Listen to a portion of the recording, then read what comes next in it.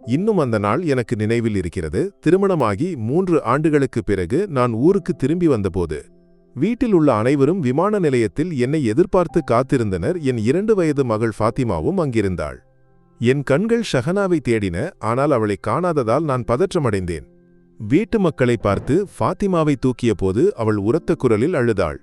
அஸ்லம், இவளை எனக்கு கொடு என்று என் அக்கா ராபியாவின் குரல். நான் கேட்டேன், அக்கா, ஷஹனா ஏன் வரவில்லை? இவ்வளவு சிறிய குழந்தையை ஏன் அனுப்பினீர்கள்? ராபியா சொன்னாள், நீ விசாரப்பட வேண்டாம். அவள் வீட்டில் உனது வரவை எதிர்பார்த்து உணவு தயாரிக்கிறாள். எப்போது அவள் இப்படி வேலை செய்வது? எல்லோரும் உன்னை பார்க்க வந்ததால் அவள் சமைக்கிறாள். நான் பேசாமல் இருந்தேன்.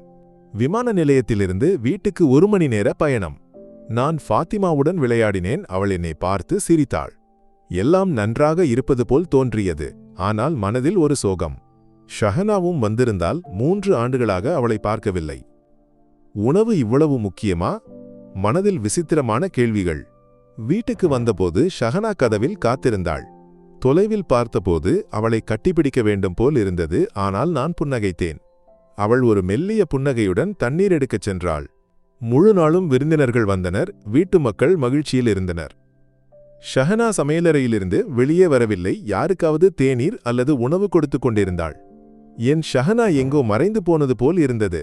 மாலையில் விருந்தினர்கள் குறைந்தபோது ஷஹனாவுக்கு உதவ முயற்சித்தேன். ஆனால் அம்மா அழைத்தாள், அஸ்லம், இங்கே வந்து உட்கார். ஷஹனாவிடம் பேச வேண்டும். அவள் வேலையை முடித்துவிட்டு வருவாள். எப்படியும் அவள் எப்போது வேலை செய்கிறாள்? நான் அதிர்ச்சியடைந்தேன். காலையில் ராபியாவும் ஷஹனாவை குறை கூறியிருந்தாள். ஷஹனாவுக்கு ஏதோ அநீதி செய்யப்படுவது போல் தோன்றியது. ஆனால் அம்மாதானே, அவர்கள் தவறாக பேசுவார்களா என்று நினைத்து நான் அமைதியாக இருந்தேன். இரவு எல்லோரும் தூங்கியபோது ஷஹனாவிடம் பேச வாய்ப்பு கிடைத்தது. நீ ஏன் இவ்வளவு அமைதியாக இருக்கிறாய்? முன்பு எவ்வளவு பேசுவோம். அலுவலகத்தில் உன்னை நிறுத்துவதற்கு நாங்கள் பாடுபட்டோம், நினைவிருக்கிறதா என்று நான் சொன்னேன். ஷஹனா ஒரு குறும்பு புன்னகையுடன் சொன்னாள், அப்போது நான் ஆயிஷா மேடமிடம் சண்டை போட்டது. நாங்கள் ஒரே அலுவலகத்தில் வேலை செய்தோம். முதல் நாள் ஷஹனாவை பார்த்தபோதே எனக்கு அவளை பிடித்துவிட்டது. 3 ஆண்டுகள் ஒன்றாக வேலை செய்தோம். பின்னர் எனக்கு வெளிநாட்டில் வாய்ப்பு கிடைத்தது. நான் வேலையை விட்டேன். ஆனால் ஷஹனாவை ஒருபோதும் விடவில்லை.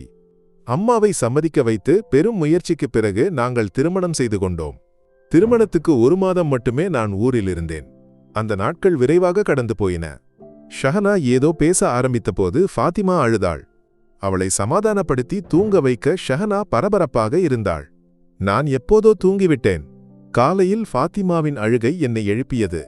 ஷஹனா, இவள் ஏன் அழுகிறாள் என்று நான் கூப்பிட்டேன். ஷஹனா சமையலறையில் இருந்தாள். அம்மாவின் குரல் கேட்டது. ஷஹனா, கடலை குறைவாக இருக்கிறது, இன்னும் கொஞ்சம் எடு. நான் நின்றேன். எல்லோரும் உணவு மேசையில், ஷஹனா மட்டும் சமையலறையில். அம்மா சொல்லியிருந்தாள், ஷஹனா எதுவும் செய்ய மாட்டாள் என்று. ஆனால் இது என்ன? ஷஹனா, உனது மற்றும் எனது உணவை வெளியே எடு என்று நான் சொன்னேன். யாருக்கும் அது பிடிக்கவில்லை. எனக்கும் ஏதோ சரியில்லை என்று தோன்றியது. முழு நாளும் ஷஹனா எல்லோரின் தேவைகளை நிறைவேற்றினாள். அவள் ஏன் இவ்வளவு அமைதியாக இருக்கிறாள் என்பது எனக்கு புரிந்தது. என் வீட்டுக்கு வந்த பிறகு அவளுடைய முகத்தில் இருந்த புன்னகை மங்கிவிட்டது. நாட்கள் கடந்தன. ஷஹனா பலமுறை வேலையை தவிர்த்தாள். நான் மகிழ்ச்சியுடன் உதவினேன். ஒரு நாள் ராபியா வந்தாள். ஷஹனாவுக்கு முதுகுவலி இருந்தும் அவள் சமையலறைக்கு சென்றாள். நான் ராபியாவிடம் பேசிக் கொண்டிருக்கும்போது ஷஹனாவுக்கு உதவ எழுந்தேன். அது யாருக்கும் பிடிக்கவில்லை. பின்னர் ராபியா சொன்னாள், அஸ்லம், நான் உன்னை மிகவும் விரும்புகிறேன். ஆனால் உன் மனைவிக்கு அளவுக்கு மீறி உதவாதே.